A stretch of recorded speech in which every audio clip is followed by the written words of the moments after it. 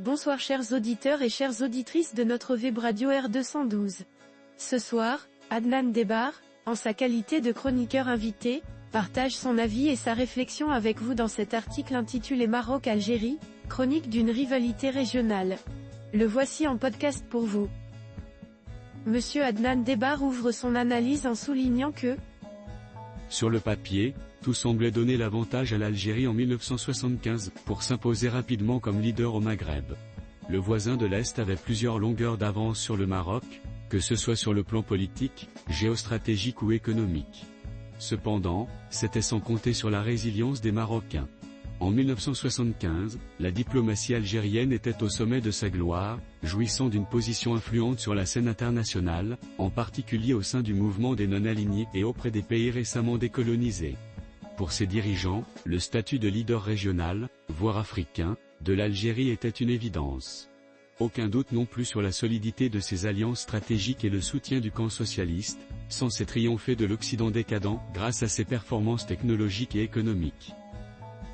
Notre chroniqueur invité, Adnan Debbar s'appuie sur la théorie économique de Thomas Piketty pour affirmer que l'Algérie s'est appauvrie en dilapidant ses ressources, tandis que le Maroc s'est enrichi en créant des richesses renouvelables dans les secteurs agricoles, industriels et des services en 10 ans.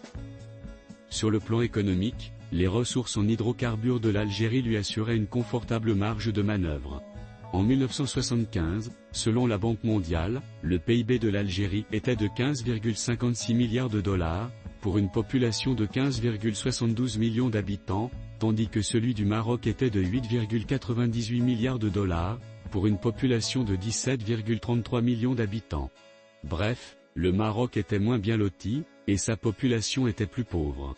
Que s'est-il passé durant ces 50 dernières années pour que l'Algérie se retrouve aujourd'hui dans une posture peu enviable, alors que le Maroc enregistre des succès sur plusieurs fronts, se plaçant naturellement comme le leader régional?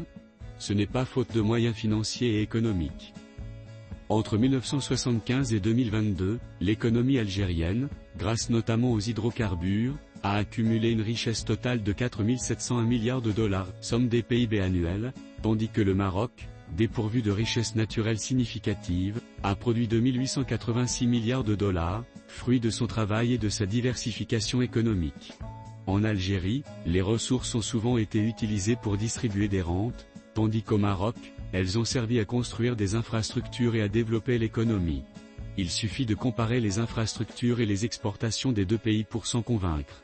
En appliquant la grille de lecture de l'économiste français Thomas Piketty, qui considère les richesses du sous-sol comme faisant partie du patrimoine national, l'Algérie s'est appauvrie en dilapidant ses ressources, alors que le Maroc s'est enrichi en créant des richesses renouvelables dans les secteurs agricoles, industriels et des services.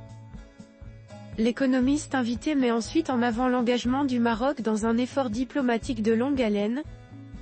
Le Maroc s'est engagé dans un effort diplomatique de longue haleine, surtout au cours des dernières décennies, concrétisé par un renforcement des alliances internationales ALE, une approche multilatérale, le retour à l'Union africaine, la reconnaissance de sa souveraineté sur le Sahara par les États-Unis, un soft power éthique et respectueux et une diplomatie économique naissante.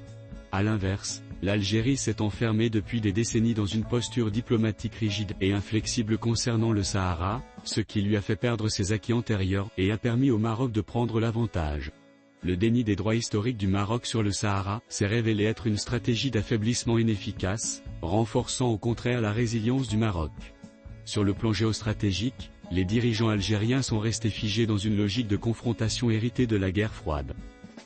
Plutôt que de s'adapter aux réalités actuelles, ils continuent de miser sur des alliances fragiles et anachroniques, défendant des positions qui n'ont plus de résonance ni au sein de la communauté internationale, ni parmi les grandes puissances.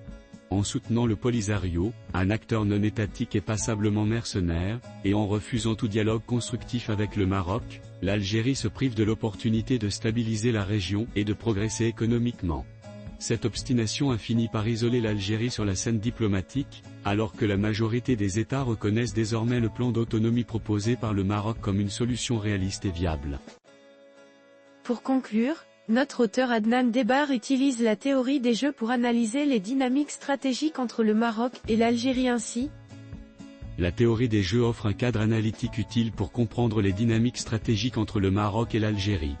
Le Maroc, malgré une position initiale plus faible, a mis en œuvre une stratégie à long terme efficace, renforçant ses positions par la diplomatie et le développement économique, ce qui lui a permis de remporter la mise dans cette confrontation prolongée. L'approche algérienne dans l'affaire du Sahara est devenue non seulement inefficace, mais aussi contre-productive.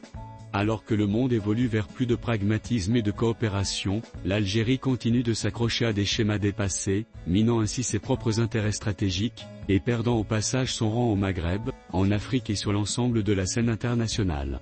Rédigé par Adnan Debar. Merci d'avoir écouté ce podcast de notre chroniqueur invité, Adnan Debar, sur R212. Nous espérons que cette analyse vous a éclairé sur la complexité des relations entre le Maroc et l'Algérie. À très bientôt pour une nouvelle chronique.